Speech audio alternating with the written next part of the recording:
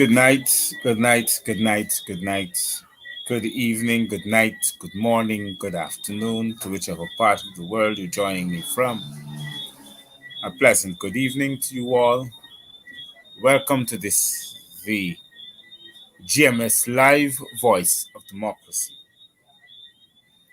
And the GMS stands for the Gavin Matthews Show Live. Now, I was on a little time today because I think I was a bit nervous when I saw an email that was sent to me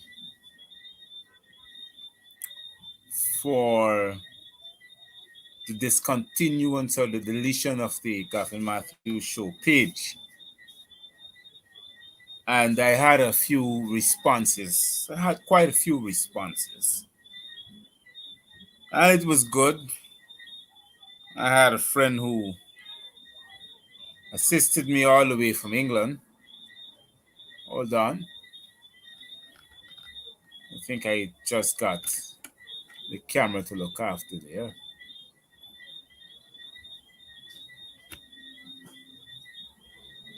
Okay.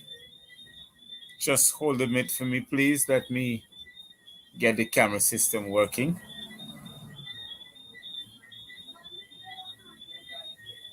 Yeah.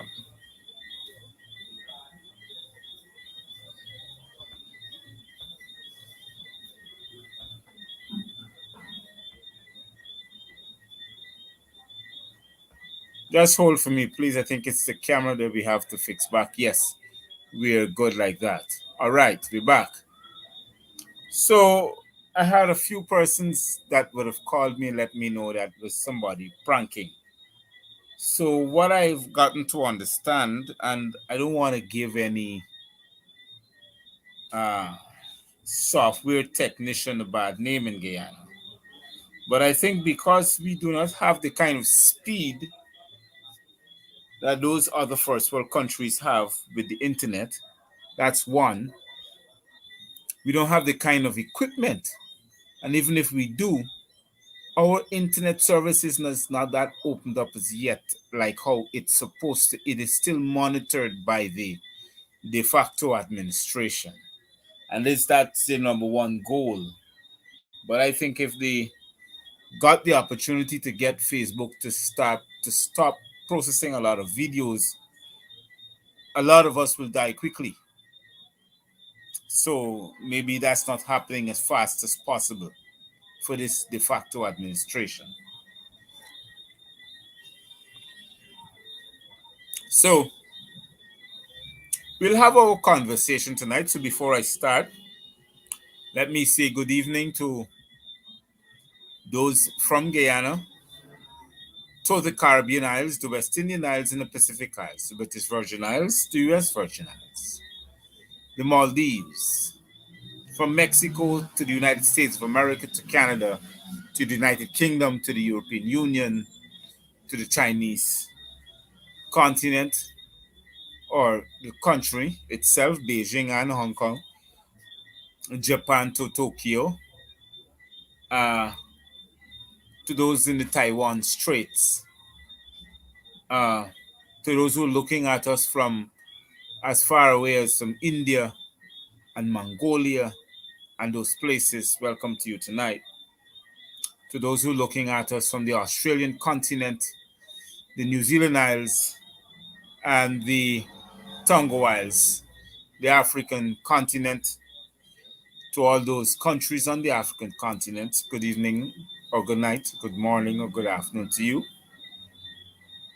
To those who are looking at the Gavin Matthews Show from the South American continent, from as far away as Chile and Argentina, as far away as Colombia and Venezuela, from Brazil, Suriname, French and Dutch Guyana, the Netherlands, Curacao, Trinidad. Welcome you all, especially those who wanted to be hailed all the way from Barbados. A very pleasant good evening to you. Let's get cracking. Elections is brewing in the air, Guyanese. Listen to what I'm saying. So when you make sure that you take it to them, you get to understand or overstand what Mr. Matthews is saying. Elections is brewing in the air. Remember, these discussions were already spoken of. So they came and they tried an install thing to try and see how it is going to work. But apparently, it didn't rest on the Caribbean community. It didn't rest upon the stomachs of those in the Caribbean community because they didn't want to embrace and install government. So that's the problem they're having right now. And because Guyana is the founder member state of the Caribbean community, there's a lot of hiccups are brewing. One, on Monday and Tuesday last of this week, the University of the West Indies, Cave Hill, had a lecture series during a discussion session. The debate focused on the last general elections in Guyana, and all the presenters and discussion panelists disagreed with the outcome of the elections and further expressed concerns about its impact in the Caribbean jurisprudence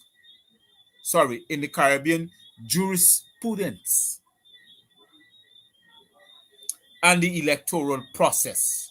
Late last year, the Bar Association of Trinidad and Tobago and expressed similar sentiments. In fact, even called on the entire Caribbean Court of Justice to resign. You know why? Because they was not supposed to have an input in such a case, because it was interfering with the electoral process of a cooperative Republic of Guyana, which final decision stops and rests at the appellate court of the cooperative Republic of Guyana. Besides, and calls was made for CARICOM to meet. Hold on. Even calling it, but to meet in an emergency session to register its concern about the situation in Guyana. One of its founding members today, which was back then in Starbuck News, Claudette Singh, GCOM's chair, wrote a letter to the editor in response of UE's debate. She effectively acknowledged that the Granger-led group of the parties won the election. And as per Guyana's constitution, she intimidated also that in her capacity as chair, GCOM, she should have intervened. However, she could have intervened. However, she concluded that her hands were tied.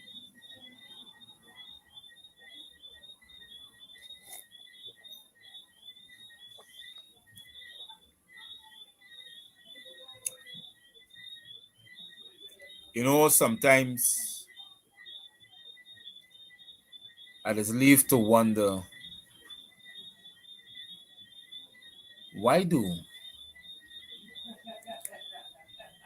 people externally have to represent Guyana? And they're bringing out the facts and the truth. And internally,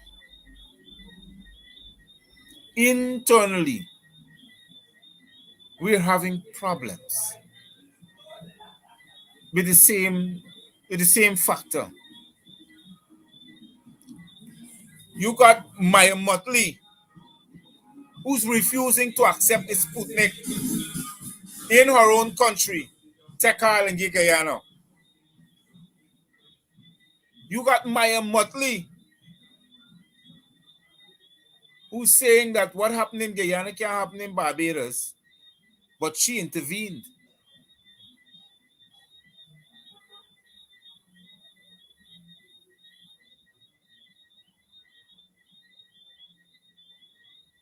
You know,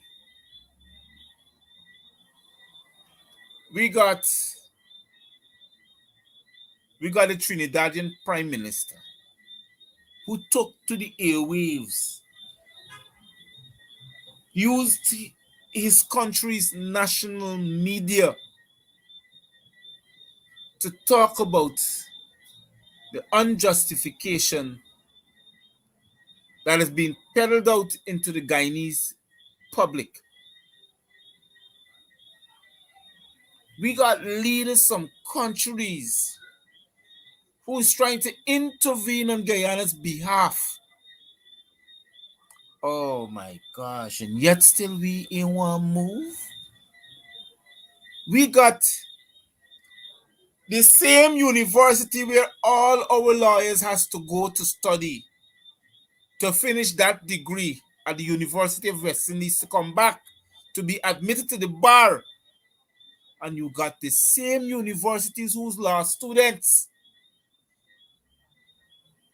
are finding the corrupt practices of our jurisprudence. Yes, that's the Court of Justice, the magistrates' courts in Guyana,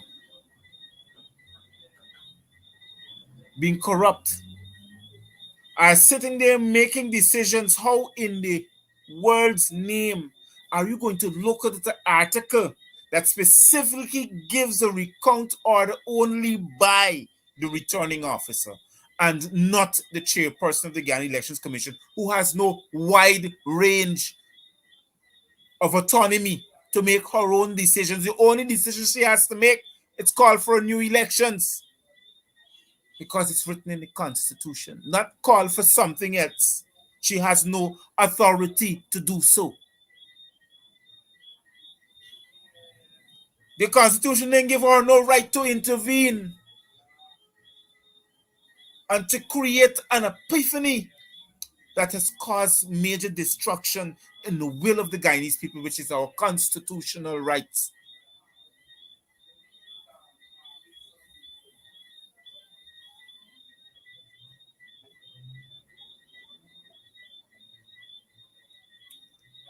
And you know what? Nobody's taking her to court. Nobody's holding these people responsible. Now we got the dunce running around the place, talking about wanting to have dialogue with the opposition. Because you know that's the Constitution. But how can you uphold the Constitution when you're not duly elected by the Constitution? The Constitution is the will of the people. You call it the Representation of the People's Act, a fraud.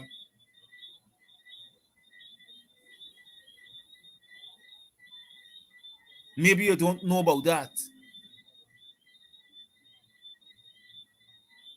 And the members of the media who's questioning this parasite needs to understand that you got to be an investigative journalist. Ask him the right question. Is he not, or is he constitutionally or constitutionally duly elected as a president? Ask him that question.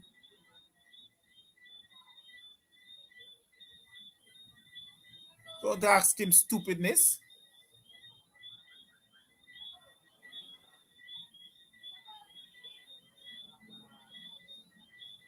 Or are you going to ask him that? You expect the dunce to answer.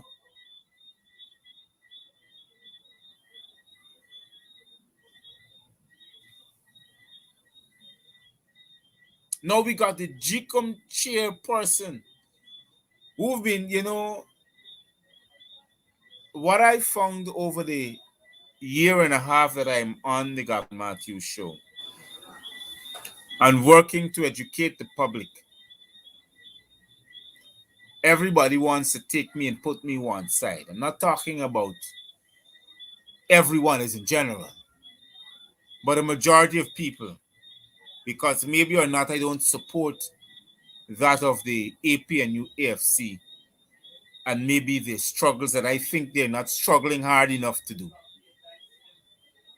But everything I've said on this show, everything I've said on this show eventually comes to pass.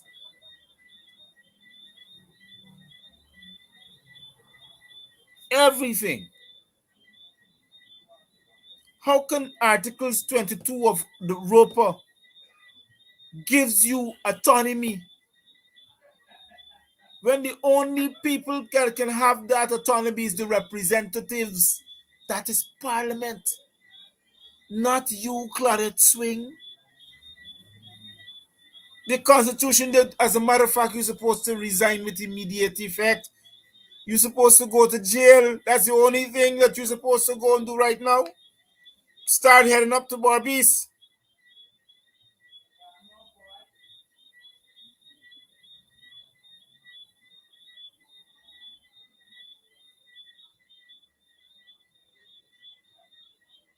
You could imagine pressure. You talking about you receive so much pressure from who?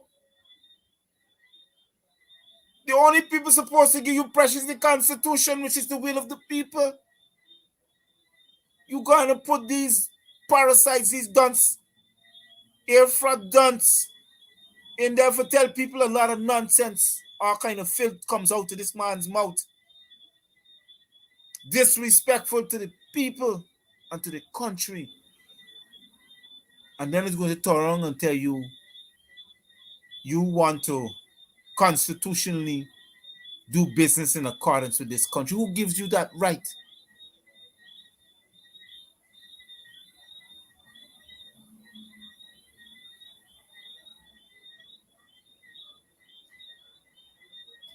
The Constitution says, ladies and gentlemen, that a person and a party can only be elected to the executive by way of 10 declared districts by 10 returning officers. That's what the Constitution says. Anybody who has a problem with that have to wait until the president has been sworn in and a declaration and the president has been sworn in. That's what they got to wait. And when that is finished, then you have an elections petition to challenge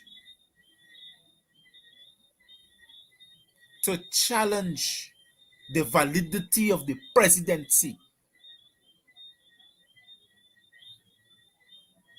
You don't do that before, you do that after. What you see took place in this country is an elections petition happened before they had a declaration, but before the swearing of a president. And now they reverse the whole situation. So what was supposed to happen after happened first. Now we got problems. An unconstitutional president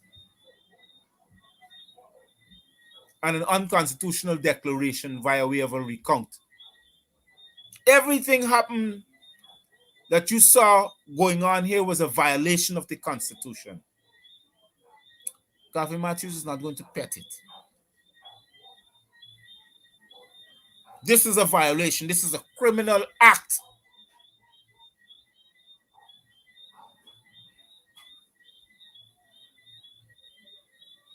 And when you talk, oh no, you're not supposed to say those things between me and you. I don't know what am I supposed to say. Seriously.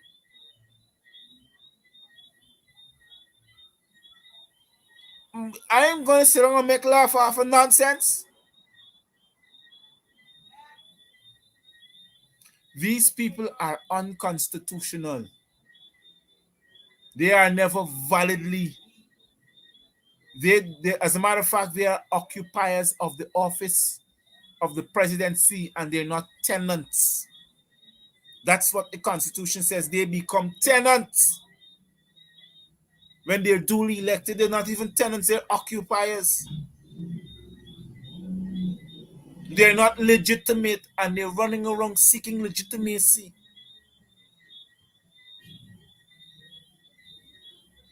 There's no local government election. Time for that already passed and gone. Yes, you could imagine that.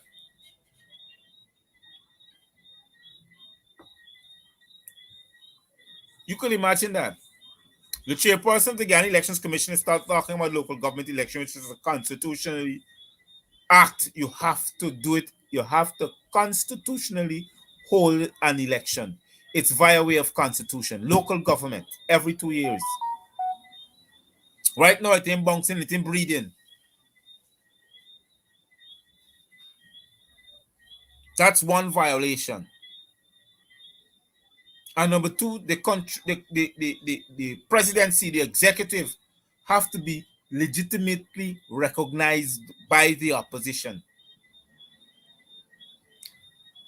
Guyanese brothers and sisters who are looking, what makes up a government of the Cooperative Republic of Guyana? It's by both parties, which is the executive and the parliamentary opposition. That's what makes up the government. You want me to tell you why? Let me show you an important reason why. The government can't spend the public's money right now. You know why? Because they're accountable to what you call. Hold on.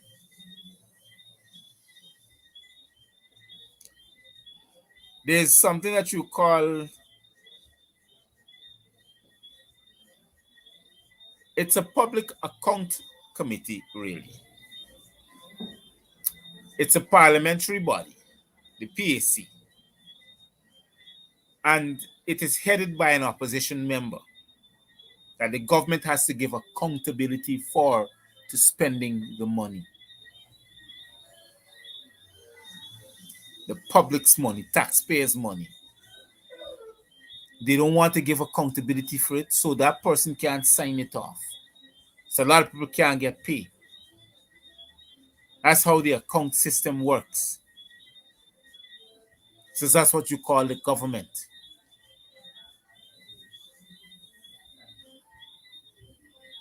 And when this body, this committee fails to meet, it's a parliamentary committee. When it fails to meet, now people got to beg Mohammed to pay public servants because the government can't get certain monies right off so they can be able to pay public servants. And that time is brewing even much nearer. Public servants, y'all didn't know how long y'all not gotta wait for salary. A week over the prospective period of time, they can't shape up because it's going to change all of that nonsense.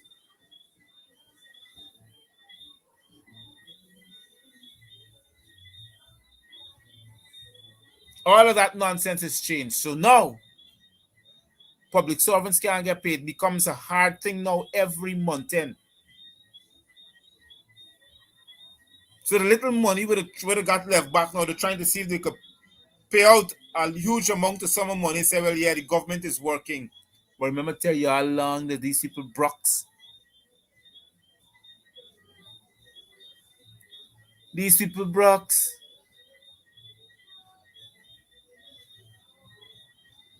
These people ain't got money and they're lying to you.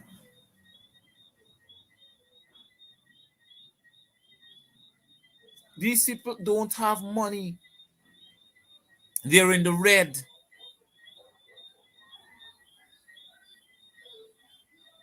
And they got to go towards that committee. That committee has to meet. Jorman Figueroa, who's the head of that committee, they have to meet.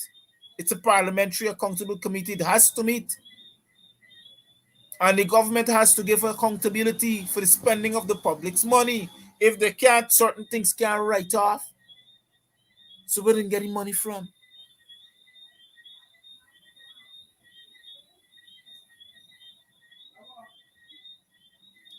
So when now people like me who doing this investigation and realizing, well, look, why it's really going on in space. You can imagine, fine, you want to give back taxpayers the money that they're spending, but you can't even afford to pay your public servants. You can't afford to pay certain ministries. You can imagine certain sections of the Guyana Defense Force that you call the reservists can't be paid, and they're 4 months in. Majority of them can't be paid. All the officers and these people can't be paid up to now. And they're on the front line. Call them frontline workers. They're on the front line. And they're working their asses off. They can't be paid.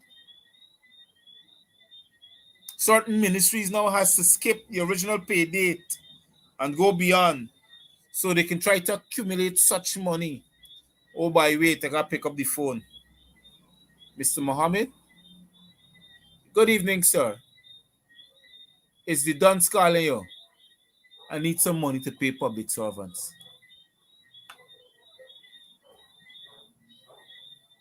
It's the same thing going back. We're going back to now. Remember in Barjack those days when they couldn't find money to pay certain people, you know who used to pay them? Shahid Roger Khan. Fast forward. They ain't got money to pay public servants. You know who they got to pay? Somebody who they're indebted to. Mohammed on Lambert Street. This suddenly becomes the Bank of Guyana. These people brocks. Yeah, right, telling you. These people brocks. Don't bother with the account in different countries. Y'all ain't following this news properly. Every time I slung, I gotta remind you. Just like the person who's talking, don't bother the accounts in the different countries. You remember when Granger took over? They had a forensic audit. They were combing through the books, verifying with a fine teeth comb. And these are the accounts that they found. Certain accounts hidden away in certain banks, home here and abroad. So the man collect all and spend all back in your own country. This would have vexed you about. This would have vexed Granger about, you know. They want to eat off the head if tomorrow chop it off, they're going to do it. Vexed with you about that.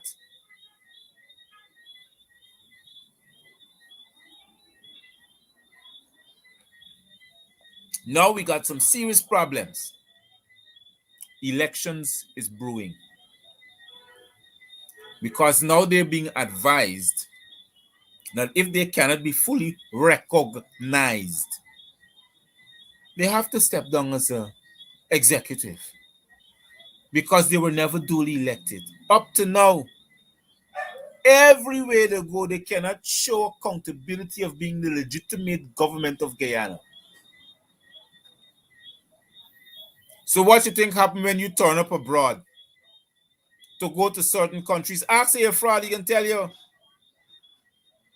Went to certain countries to make a deal. And he wanted to be known as the executive of the Cooperative Republic of Guyana. People are so afraid that they don't know how to treat him, to give him an ordinary state visit or a minibus drive. So they were trying to find out what they can do for him really, because it is hard for them to understand his identification of his legitimacy as a president. When the people know, you imagine if people know more about our country, you know, when the people know that it is the opposition who has to recognize the executive. You see how the government works? They got to work hand in hand. So it doesn't matter if I'm president and use the opposition leader. At the end of the day, both of we got to shake hands and whilst at transport, put on the strongest oldies ever. This should send a message to most of us. Y'all hear what I say? The government of the day in the Cooperative Republic of Guyana. It means the executive and the parliamentary oppositions recognize each other. They have to work together.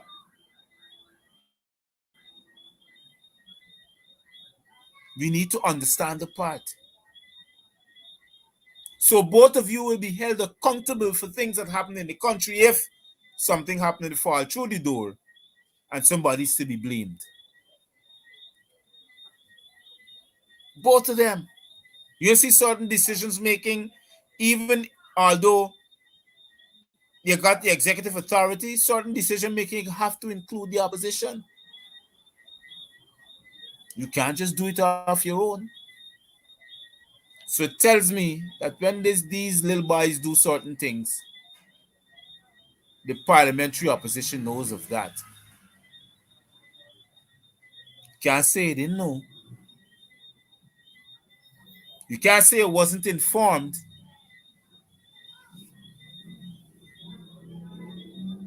You got to know. Your parliamentary opposition, you got to know.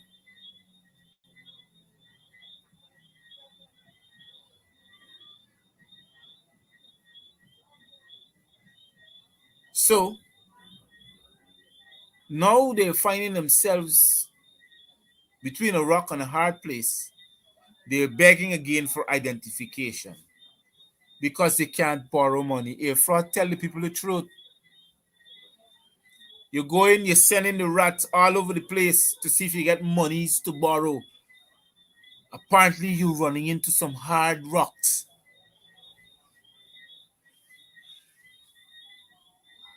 Y'all tell the people the truth, man.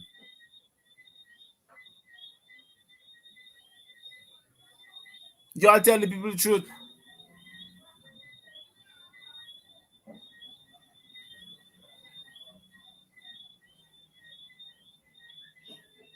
Hold on. To this other person that are writing here, especially Miss Adams, it doesn't work like that. To challenge the chairperson of the Ghana Elections Commission, we have to have a referendum. The people have to vote in that referendum, like the one I have out now. I'm asking you to vote on the referendum. Ask the Chancellor of the Judiciary to represent the will of the people, because the Trinidadian Law Fraternity or Bar Association can recognize that it is the people that needs to be represented. It is the representation of the People's Act needs to be upheld and not be taken away from the people. So let's challenge the office of the Chancellor of the Judiciary. She's the only person that is left now to recognize and to represent the will of the people, because the Constitution demands that she should. And she must. Not the Attorney General, not the Minister of Legal Affairs. The Constitution says the Chancellor must represent the will of the people, which is the Constitution, the supreme law of the land.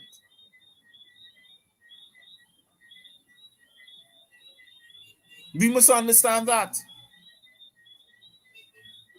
I don't think it should be hard enough to say and to do the right thing. So this de facto administration is getting a hard time going around doing business on behalf of Guyanese. They can't borrow money. Nobody lending them nothing. Issue promises. Oh yeah, you come back and sign a memorandum of understanding. What is that? A memorandum of understanding? You got the U.S. Embassy spending money for plant mangroves in Guyana to stop the sea defenses and all these things from caving in. They're spending money on that. Efrad can't reach across and tell Sarah Lynch, the witch, instead they take the money and do that, invest upon the National Agricultural Research Institute to develop a food security in Guyana. You're taking money for spend for plant mangroves. We want to develop our own food security so we can feed ourselves. We don't want to depend upon no foreign country or no foreign state to feed us. We've been feeding ourselves over 50 years, and we can do that for another 50.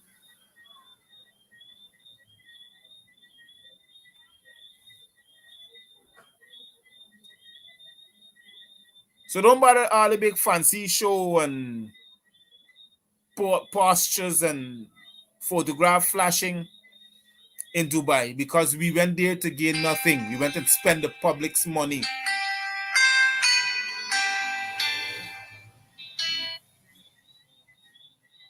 Thank you for calling GMS Live, the voice of democracy. Good evening to you. Good evening, Mr. Gavin Matthew, Dr. Matthew. Good evening to you, ma'am. I just hear something on the news, I think this afternoon, that it's Canyon or some place with Parrot Bean, the man coming tomorrow, could talk about this island something. There's the news coming with on the news this afternoon. I don't bother with that because that's not investment. That is somebody coming to talk. You see, you got to understand political grandstanding. You understand? He wants to show that he's doing some kind of cooperation with a foreign country from Ghana or wherever the man is coming from to talk about support in the oil sector. Listen to this carefully. That man is coming all the way from an African country which has problems with the same people like ExxonMobil in his own country. That country that he's coming from, hold on, that country that he's coming from, you understand, is oil rich, and the people are one of the poorest on the continent of Africa. So what is he coming to tell Guyanese? What you really coming to tell me? You understand? What is my really for coming to tell me? Just like how they gain away their money, they come to tell me I must give him my own too. Yes, that's why you are not. Like, we got to understand that this parasite when they embarrass Jack, yo. Can't tell nobody nothing. He can't even run your own country. He come talking here. Let's see the first. That's not the problem. He's coming here to lecture upon Guyanese of how to do business and run the oil country run the oil, like we call it resources in our country, but in his own country, one of the richest resources, because the country is an oil rich country. Yes, it is. It's one of the wealthiest, but its people, its population is one of the poorest. So what is he telling me really? Wait, hold on. Me, I close? I know you can come tonight. I don't care. He could come tonight. He best turn on the Facebook page, but he best tell you about Gavin Matthews, because they tear them up. They don't come in and talk stupidness.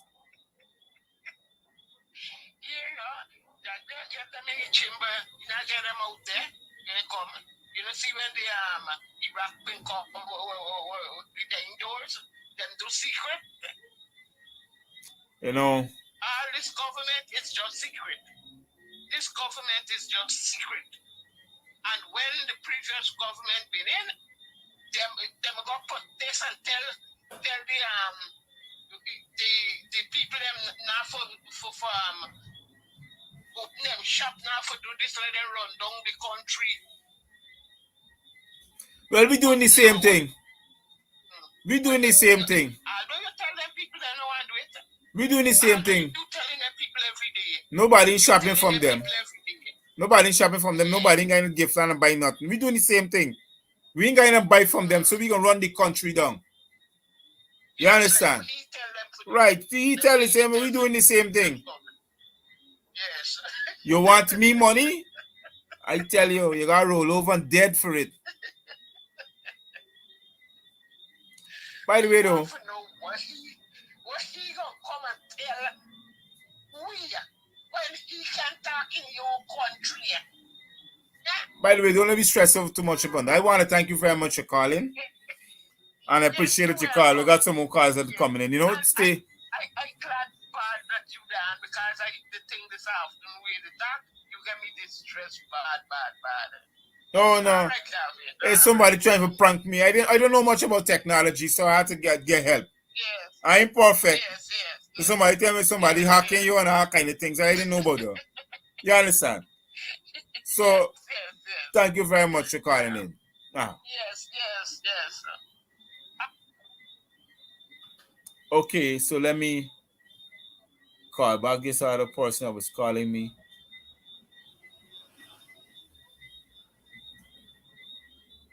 That's some person that were calling in that we must allow to talk. Hold on.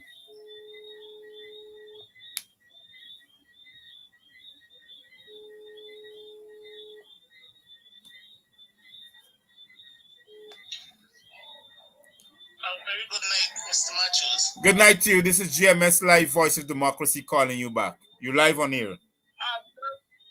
Thank you very much. And it's Mr. Best, Mr. O, the best on the line here. But I see you speak about island gas, and I guess as a result of what you've seen in the media today from Mr. Jackio's press conference, but I have a point I would like to point out something too that I find very disturbing because I saw Gordon Mosley and some other news outlets posted the same thing. So it could not have been a lie. Because I wanted to know if Gordon Mosley is lying on Jack Dio.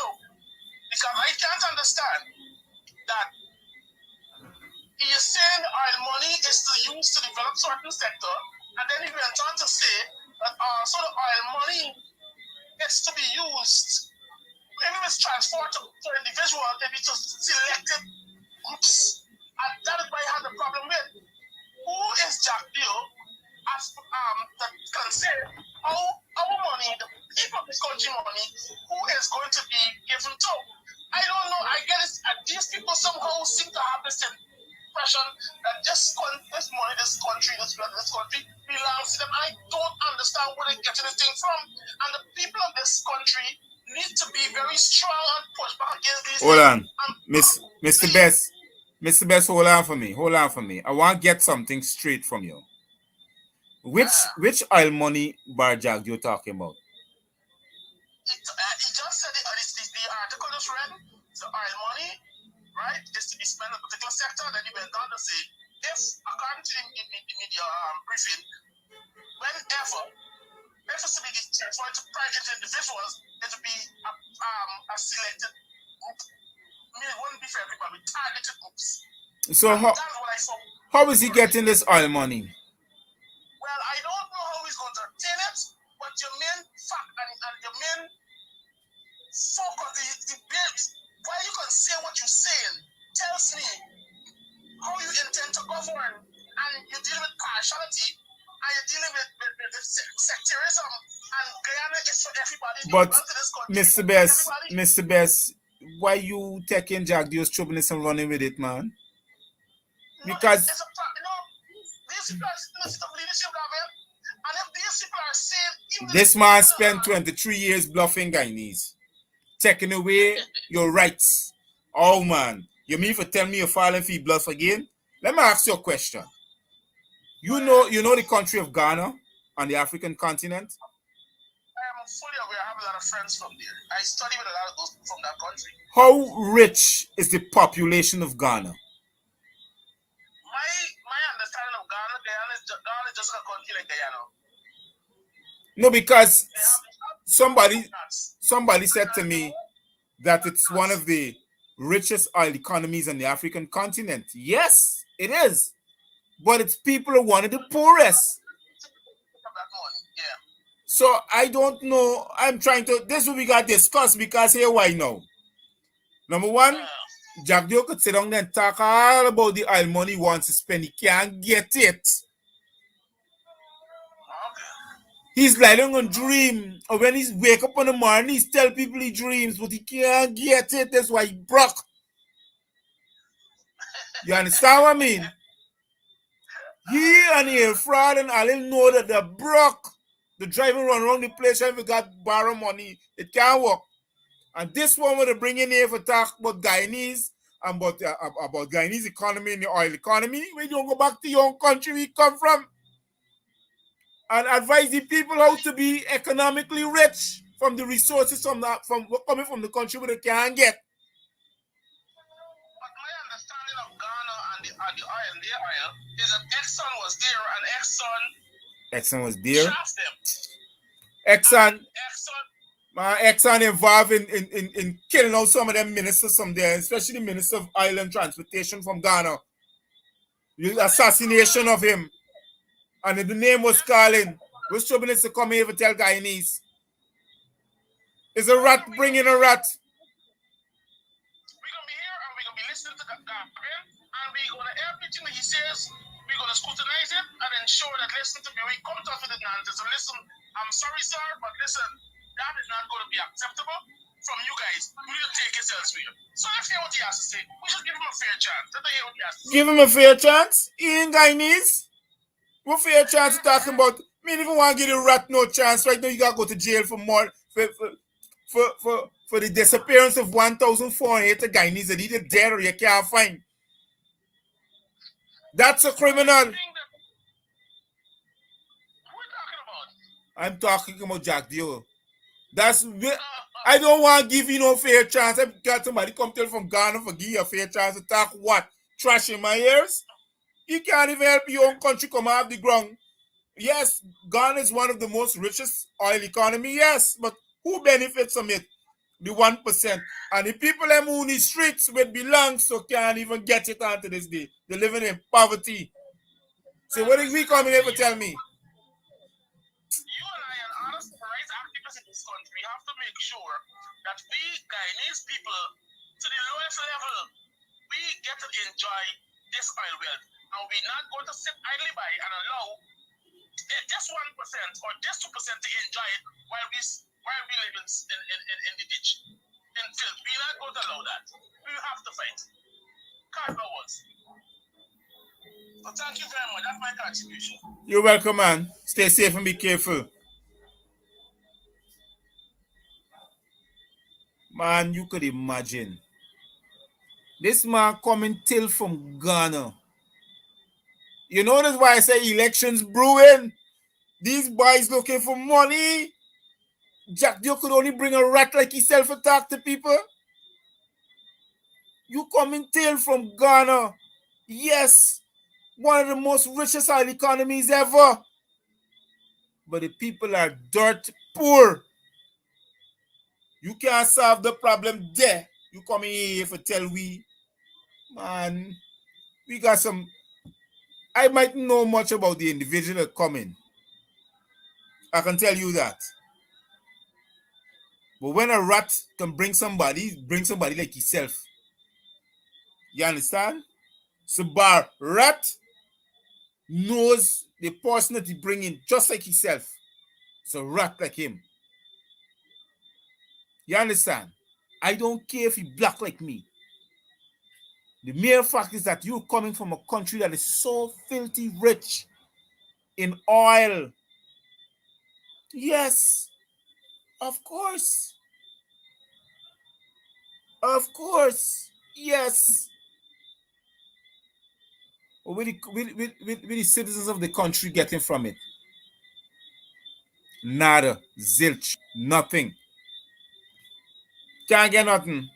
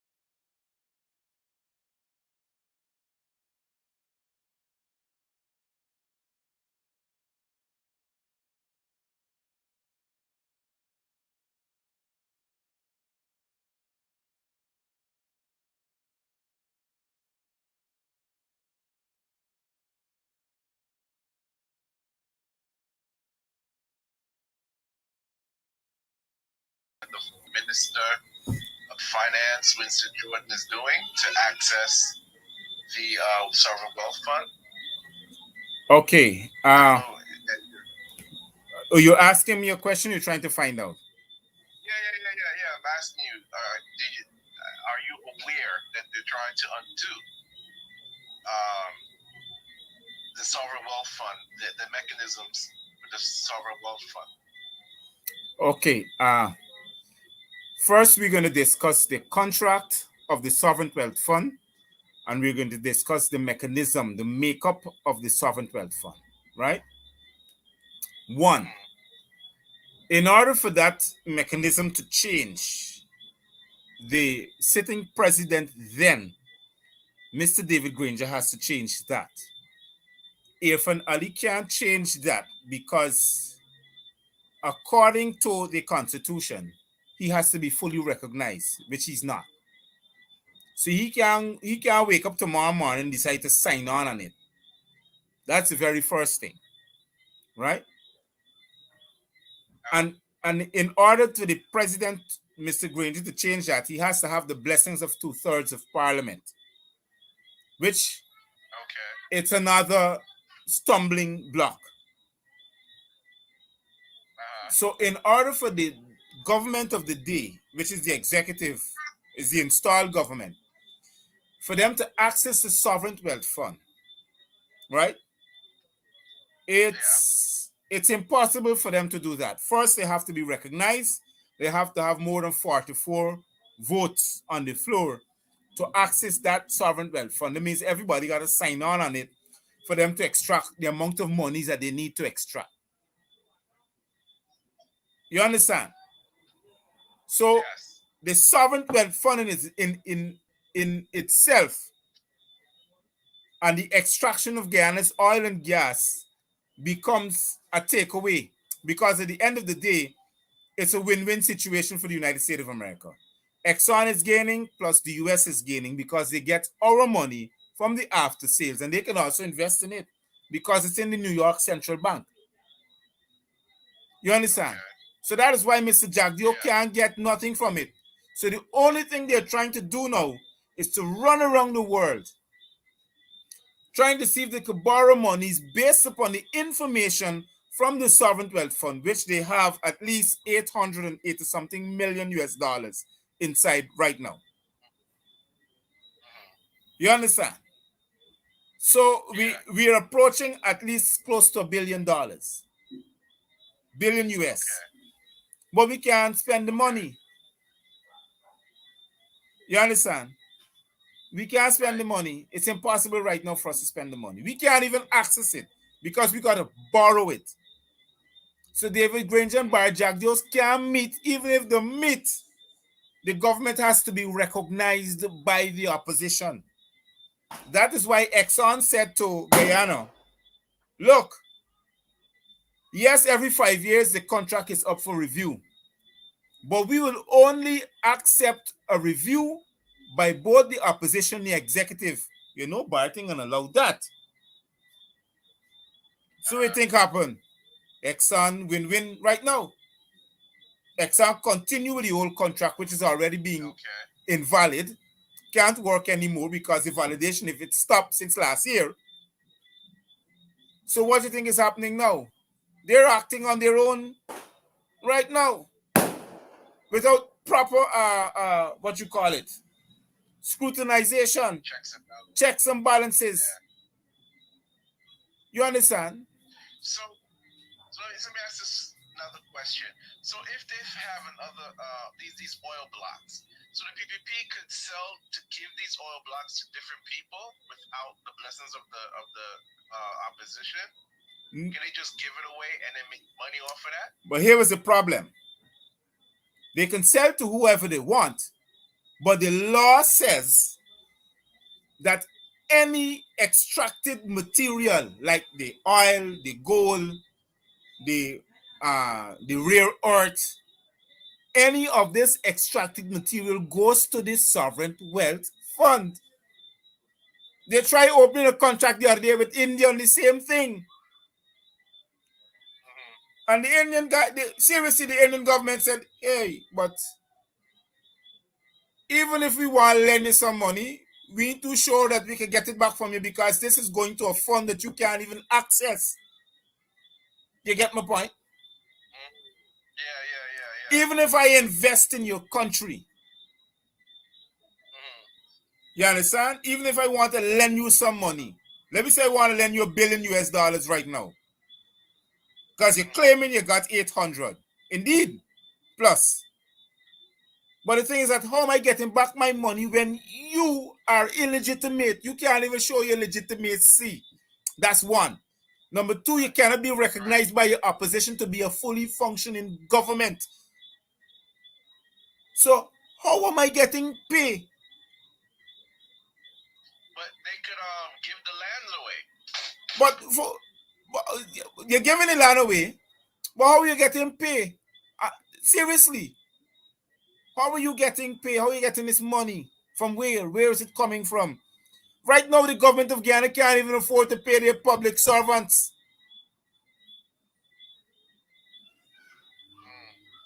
They can't afford the brock. And another thing with the loan, it may be a good thing that we take it out as a loan because it perpetuates the wealth of Guyana. So if you have $1 billion, it's a cap, and you're borrowing from it, you got to pay it back with interest. Yes. That's coming into Guyana's. But you have to have 2/3. So always be rich at the end of the day. You have to have 2/3 majority. That this wealth fund is in the form of a loan. Yeah, but you have to have 2/3 majority of parliament in order to access the loan. That's the point. Right. Yeah, I understand that, and and I like that checks and balance. Because, of course.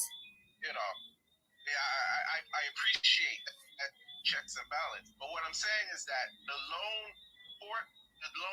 mechanism is not a bad idea because it keeps Guyana fiscally responsible.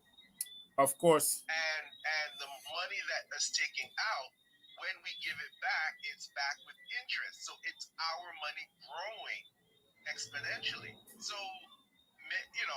provided that we have, two opposite parties that think on the same wavelength, we could, Guyana is in a good place right now. No, it may not look like it, but potentially we're in a good place. Potentially, we are, but we're not gaining from it as a people. We're not the political parties not even gaining from it. That's what's going on. Right. No, so how can we feel the benefits? Let me show you what's going on. There's a contract right now for $900 million. It was granted by the Environmental Protection Agency with 2 persons. Both of them are Guyanese. But they, according to the Anti-Terrorism Money Financial Act, Money Laundering Act, in order to do such business, to attain such or to gain such loans from the government, you at least need to show 1/3 of the money that you're supposed to go into this contract with. And then that's number one. Number two, you need to show how you have gained your wealth over a period of time, how you acquired such money. They can't do that. So what's happening now? We got the American Chambers of Commerce who's here in Guyana. Every time a local businessman rise up to go forward to bid for a contract, they're getting choked. Here is the problem. They can't show accountability. It becomes a problem. So Guyanese now, even if we got businessmen who want to invest, and although they haven't acquired their money legitimately, they can't. Because we got the American Chambers of Commerce choking the daylights out of us. Since we rise up to say something, we get in choked.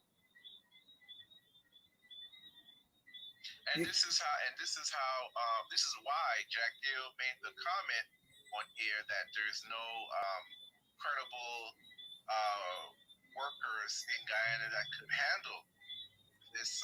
Of course, the oil and gas sector, because we can't have businesses investing in the oil and gas sector when they cannot show accountability for their money.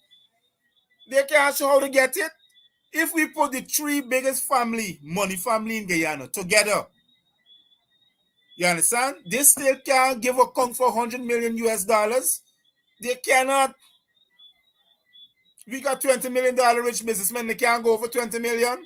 It's problems for them to go for 20 million. How are you acquiring 20 million plus when the Bank of Guyana could only afford to give out at least 10 million US dollars? Look, let's look at it. That means no bank in Guyana can lend any businessman anything beyond 10 million Guyana dollars, 20 million US dollars. We got Gaisuku, who still owes Bank of Jamaica $9 million, and Gaisuku is a public entity. 9 million US dollars. Gaisuku can't even pay Bank of Jamaica on to this day. So, where are we going with accountability? We meet in certain places. We can't even pay off our own debts, and these people talking about hundreds of millions of US dollars. So when you look at the papers and you see that they are putting milk manufacturing companies and this manufacturing and these different regions, how are they paying for these potential businesses that they're advertising in the papers? Guyana is the only place. I think it's like in the region 5. They're looking to put in a milk factory. Yes, I was up there the other day and I saw the little gathering.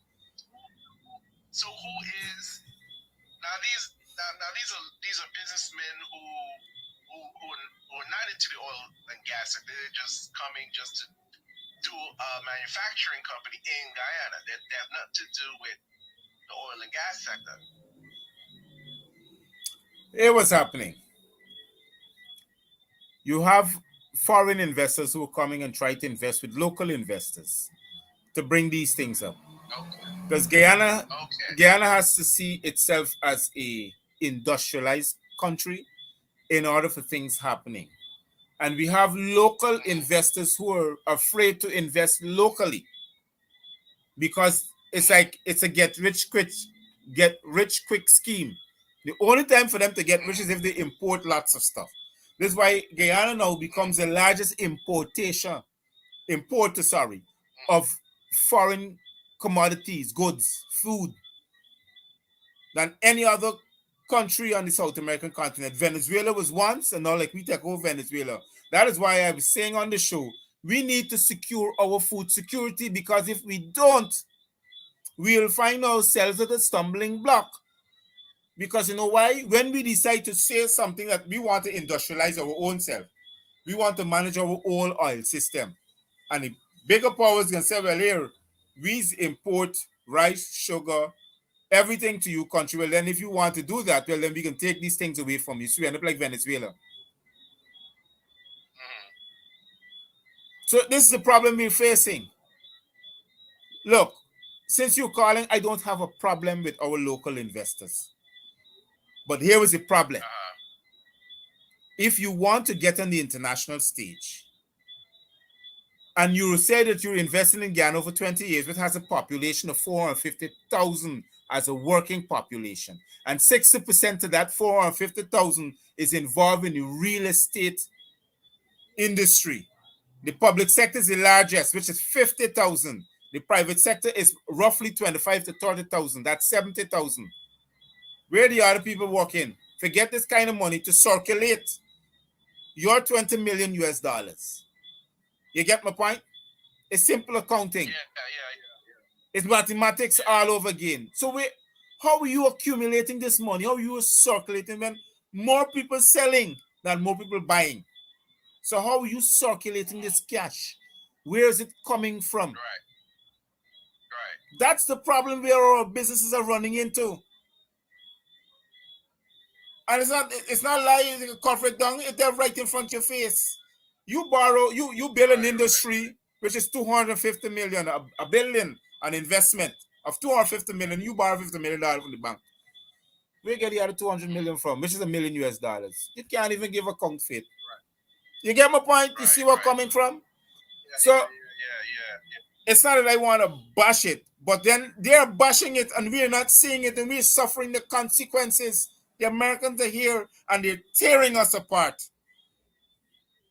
And then we got the executive, the want to be executive, which is installed. And then we got the opposition and nobody's saying nothing, friend. Well, Nobody's saying nothing. that's why on the 21st we got a new Congress. So on the 21st, so people in the Congress got to vote smart. You got to look to see what the leadership is doing now. If it's the same leadership that wants to go further, contest, they have to be held accountable for what they did or didn't do now. Well, I'll be honest with you, I'm not a party member. I'm a civil rights activist. And what they do in that Congress, it doesn't really bother me. Because we got to get our acts together. If we want to be leaders of this country, we got to know plainly to get rid of the PPP, all the leaders within the APNU AFC has to unite for one purpose and one goal. If they don't... Yeah, but it's difficult. It's difficult because you have Patterson, upstarting, the Region 1, Region 4 executive, and then you get Harmon. He's not really, look, for instance, you got this guy, Voodoo. He wants to come back. They want to bring this guy, Chicom wants to bring this guy back. And you ain't hearing nothing from Harmon. Nothing from the opposition. Nothing, no one from the PNC. Not even Aubrey North. Nobody's, what's going on? And he did worse than Lowenfield. Much worse than Lowenfield. Oh my God, boy. Here. You ain't hearing a peep. So to me, GCOM is the what you call it? The election arm of the PPP. The chairperson said last week, same Claudette Singh, in her acknowledgement that she know the Granger Group really did won the elections. But you know why she said what she said and she did what she did? She was cornered. She couldn't make a particular choice because she went through pressure. Are you serious? And still sitting there as chairperson to get an elections commission? We have to have external leaders, people from Trinidad and Barbados and them places. The law association from UWI and the Bar Association from Trinidad condemning the Caribbean Court of Justice for even getting involved in listening to the case when Article 25.5 of the Constitution of the Cooperative Republic of Guyana that says that CCJ must stay out of all electoral matters of the Cooperative Republic of Guyana. The last place for it is what you call the appellate court. Yeah, but Nandalal is saying how they have no jurisdiction. But how could that not be? So after Roxanne George should pronounce your judgment, that's it? It can't be appealed? It has to be appealed. That's why they have an appeals court. But it can't go to the CCJ because Jack Dio. But Jack Dio in 2000, of course, in Jack Dio in 2004, instructed his parliament to craft an interjection in the Constitution, which is an amendment. In 2004, under the Jack Dio's government and the opposition by a majority vote, instructed the CCJ, the Caribbean Court of Justice, Articles 25.5 of the Constitution that says the last place for Guyana's electoral matters is the appellate court. Now we got the chancellor. So why is Nandalal saying that it is not the jurisdiction of the appellate court, the appeals court? If Jack Deal created this, put forth this legislation and it went through, can this man say that they don't have no jurisdiction? It doesn't make any sense. That is why the Law Association and the Bar Association of Trinidad and Tobago and UB are coming down on the CCJ. That's one. Jack Dio and Nandalal could only sing what they want to sing. The Constitution stands. That is why the only way for them to rule how they're ruling is to take the Constitution away, which they did through Claudette Singh, where she says Article 22 of Roper gives her wide autonomy because her friend Claudette, her friend George Roxon, George Wilkshire said that Article 22 gives her that autonomy. That's a total lie. And I can't understand how our own judicial system and our bar association cannot come down on these people so hard. You got people externally. You know they are the legal arm of the PPP. PPP got the election arm, PPP get the business arm, and PPP get now the legal arm of this country.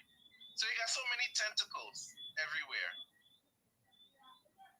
Everywhere. But the tentacles that they have, their practices are unconstitutional. That's the problem. That's why they're running into all these problems. Right, but it's who is now to defend the Constitution? If they got the tentacles, it's who gonna defend it? The only people I know who can piss up a stink is the opposition. You know that the first time in the history of Guyana, where the office of the attorneys general is challenging the Constitution, where the chancellor of the judiciary now has to take over the ruling of the appellate's court to turn it into the chancellor's court, because you know why? She now has to defend the Constitution.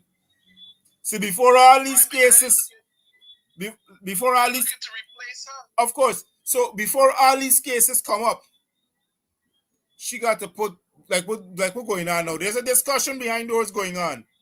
That's why my show tonight says elections is brewing, because at the end of the day, they cannot give up the Constitution for Order 60.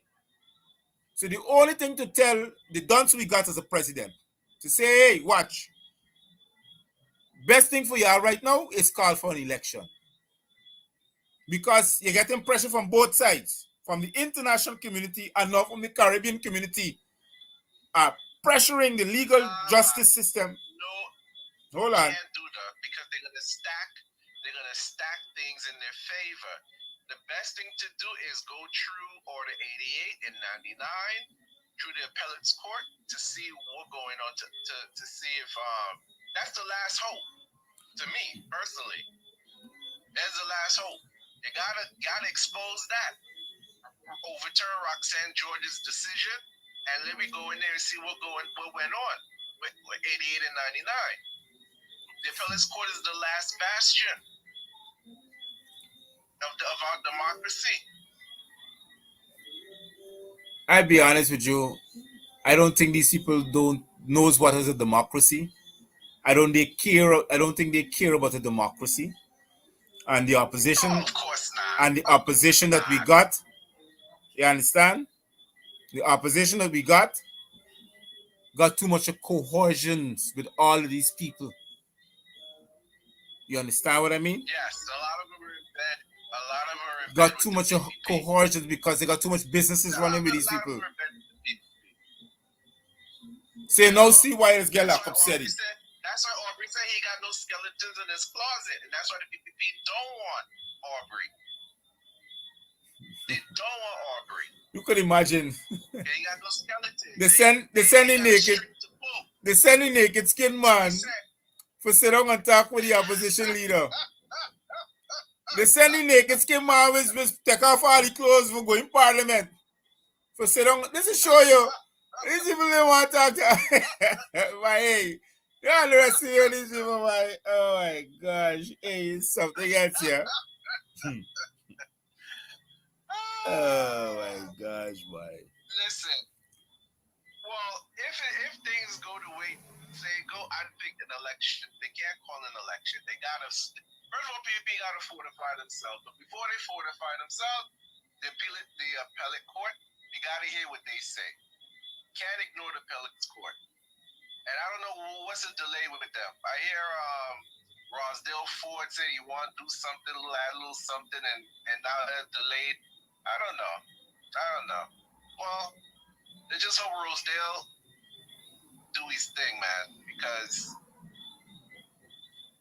it's not looking good for the country. It's not looking good for the country. I wanna thank you very much for calling in because it's a Oh yeah, man. it's a surprise. Long. It's a surprise. But I want to thank you again. I want to say to you that we can call at any particular time. Let's have this conversation. I like having conversation because I want to see what's on people's mind. They must only listen to me, but I want us to get involved in finding a solution, not being a part of the problem, but finding a solution. And well, the solution is the people of Guyana gotta rise up and speak. PPP only no opposition. It was somebody in '97 when Janet threw the writ behind Shabak. If people out there buy a coffee, tear gas and everything, people rise out. No, PPP was not. They weren't emboldened at that time. They weren't emboldened at that time. Well, the same thing could be done today. Well, people want everybody so lax and thing, and they don't want to go out in the street and thing. But you know, that's the last resort for the guy. They got to go out there. Like Martin Luther King said, we got to fill up the jail cells, till it overpack. But a point got to be made, and the international community must see our point being made. We don't want this government. The government is not for the people. They were never elected. If the chairperson could censor last week, you can imagine Claudette Singh had the audacity to make that pronouncement about the David Granger and his group winning the election and still sit down there. You could tell me. But here, I want to thank you very much, Akali, because sometimes they say it's get very, I get passionate. Time going, man. You know? Yeah, stay safe and be careful. Boy, oh boy. Look, I want to thank those who were looking for joining in, for your time and your attention. I appreciate that the time that you took to be a part of the Gavin Matthews show, and those who have called and those who have been part in the comment section. I want to say to you that the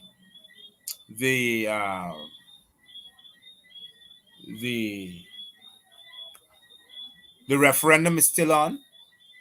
Your votes are still needed. I need you also to go to your site when you finish and contribute towards the GoFundMe so things can work in the betterment for all Guyanese people.